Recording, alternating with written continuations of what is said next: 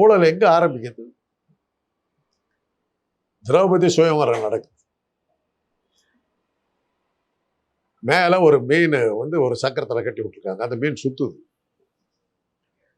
அதனுடைய பிம்பம் கீழே இருக்கிற ஒரு தொட்டியில தெரியுது. அந்த பிம்பத்தை பார்த்து அந்த மீனுடைய கண்ணுல வந்து அம்பை அடிக்கணும். அப்படி அடிக்கிறவன் தான் கல்யாணம் பண்ணிக்க முடியும். திரௌபதிக்கு கல்யாணம் பண்ண முடியும். கர்ணா வர்றான். ஏற்கனவே அர்ஜுனனுக்கு டிசைட் பண்ணிட்டாங்க, பிளான் பண்ணிட்டாங்க. கர்ணா வர்றான். இவங்க எதிர்பார்க்கல. இவன் என்ன பண்ணிட்டாங்க, குறிப்பாக இவன் பங்கெடுக்கிறவன இவங்க கவனிக்கல. இவன் கிளீனா தண்ணியை பார்த்து அடிக்கிறான். அதாவது அந்த தண்ணியில வந்து இப்படி இருக்குது மீன். ஒரு கண் இந்த பக்கம் இருக்குது, ஒரு கண் அந்த பக்கம் இருக்குது. இந்த கண்ணை ஏதோ ஒரு கண்ணை அடிக்கணும்.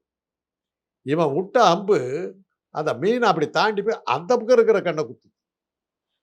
ஜெயிச்சுட்டான். துரோணன் என்ன சொல்றான், இவன் ஜாதி கட்டவன் எனக்கு பண்றான் கொடுக்கறதுக்கு. அப்படிதான் கல்யாணம் நிற்குது. அதை சொல்லி கொடுத்தவன் கிருஷ்ணன். அங்கேயே ஊழல் ஆரம்பமாயிடும். திருதராஷ்டிர அண்ணனுடைய மகனுக்கு வந்து துரியோதனன்லாம், பாண்டு வந்து தம்பி. அந்த அண்ணனுக்கு பிறந்த மூத்த மகனுக்கு தான் ராஜ்யத்தை கொடுக்கணும். கிருஷ்ணன் உள்ள நுழைஞ்சு முடியாது, தர்மனுக்கு தான்டா கொடுக்கணும். அங்கேயே ஊழல் ஆரம்பிக்குது. தர்மனுக்காக போராடுறான்.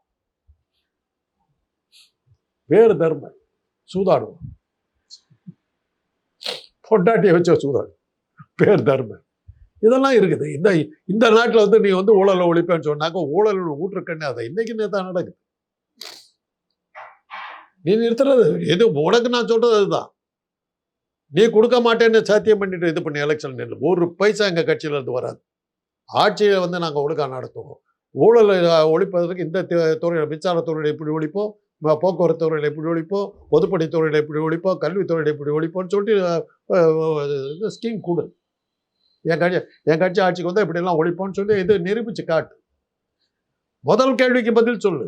நீ வாங்குற 150 கோடி ரூபாய் கொடுத்து உன்னை படத்தை தயாரிப்பாளர், அவருக்கு அந்த பணம் இப்படி வந்தது. அதுக்கான கணக்கு அந்த ப்ரொடியூசர்கிட்ட வாங்கினியா நீ? அதுக்கு பிறகு நீ நடிச்சியா? இந்த கேள்விக்கு பதில்.